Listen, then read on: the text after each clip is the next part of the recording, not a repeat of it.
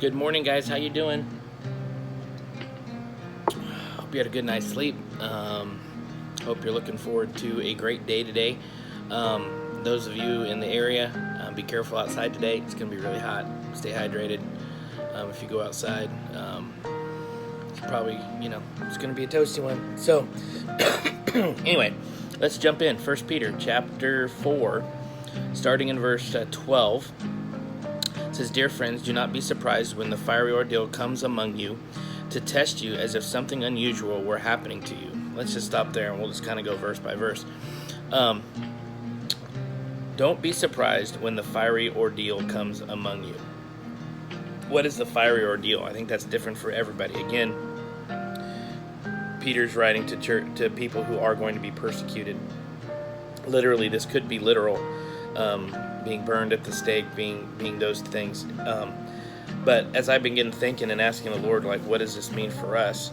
When the other area that we think about fire is we think about the Holy Spirit. We think as the day of Pentecost, the Holy Spirit came and rested on them as tongues of fire.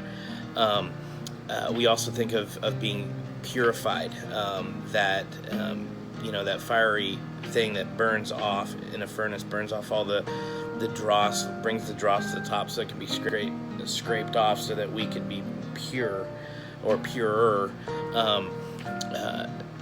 Those are the areas in which we think of fiery. And so it says, don't be surprised when the fiery ordeal. That means we all are going to go through something, and sometimes it's for our purification. And it says not only don't be surprised, but why it's coming is to test you as if something unusual is happening to you. Like, I think it's something like we in the Christian faith somehow got the idea that negative things or hardships and these kind of things shouldn't happen to us. But according to Peter, he's saying, don't be surprised about it, and it's doing something for your good. This is not unusual. You are not the only one. And so when we read this, it seems like, oh man, I don't want to hear that. But it's actually an encouraging thing, because it's telling us that this stuff, God is going to use it for good. The enemy maybe use these things to try to discourage us and to get us to doubt and those things, but God's saying this is going to be for your good. As a matter of fact, the next verse even goes farther and says, instead of going, oh, this woe is me, why is this happening, these kind of things, instead it says, rejoice as you share in the sufferings of the Messiah, so that you may also rejoice, so you may also rejoice with great joy at the revelation of his glory. So instead of woe is me, we are to rejoice because we are sharing something with the Messiah. It's something that he has gone through and he understands, and so we're not alone. We have a Messiah that understands us and understands exactly where we're at, but we are to rejoice. And then it says, so that we can rejoice with great joy. Just reminded, that where the Spirit of the Lord is, we're talking about that thing, there's freedom. And so we have freedom to stand in this thing and seeing the unity that we have with Christ because of it, but having a great joy that we're going to rejoice in again because we're going to see his glory. A lot of people will translate this that if we die, we'll see him in glory, but it's really that God will show up and he'll do business. So that God's glory is active and present right now. It's his Shekinah glory that shows up in the midst of. And so it's like, as we join in him in this and we realize what's going on, and we give him glory and we rejoice, and then when God shows up, we have a great joy. This is all following part of, this is what brings freedom and brings us peace through the storms.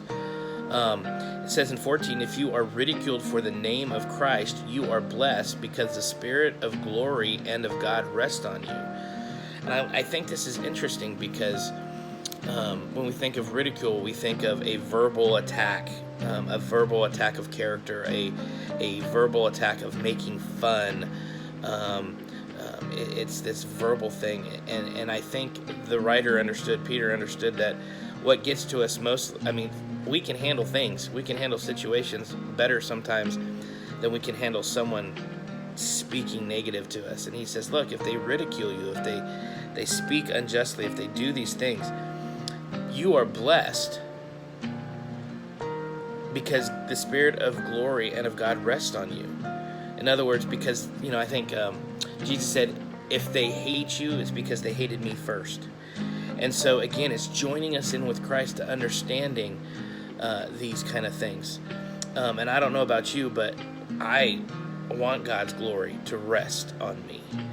And so it doesn't mean I want to go through the hardships and the suffering, but it's like, Lord, if this is what you are going to do in the process, and I'm going to be purified, that fiery ordeal, or if the Holy Spirit's going to use me in this, then that's what I want, because I want to follow God. I want to follow with my whole heart. I want to be in step with Him. And so if this is what I have to go through, then that's what I want to go through. Again, that's changing that desire. I know there's some devotions that I read on a daily basis, and sometimes I get frustrated because it's like, hey, whatever you face today, then just know that I'm with you. And it's always like the enemy wants to have this sense of dread. Oh, what am I gonna have to face today? But I think because of what we've read here today, that we can walk in whatever situation God faces us. We can join with Him. You remember the Galatians 5, the fruit of the Spirit. Patience is it's the fruit of the Spirit is love, and then love, it looks like joy, peace, patience. Patience is long-suffering, is really the translation. Self-control, all those things that come into play is really why we can walk through whatever situation God gives us. So today, as you walk in His glory. As you walk in His strength and His might, and know that God sees you, He hears you, and He wants you to rely on Him and the presence of Him in your life. So guys, don't forget tomorrow, 1 o'clock, the Opportunity to Cast. Sunday church, fully open. Nurseries, connection class, all that's happening.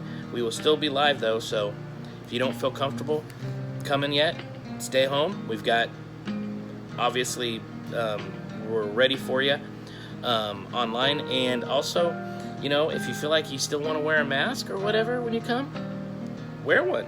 That's fine. And you're going to be loved. It doesn't matter.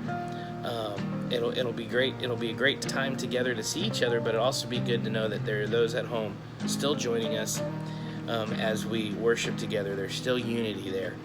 And so, and the other thing is I'll be finishing up Psalms 119 study, and we'll be finishing that up and then getting ready over the next few weeks to jump into the character of God by His name. So by learning the names of God. So anyway, guys, have a great day. God bless you. Love you to pieces. Talk to you tomorrow.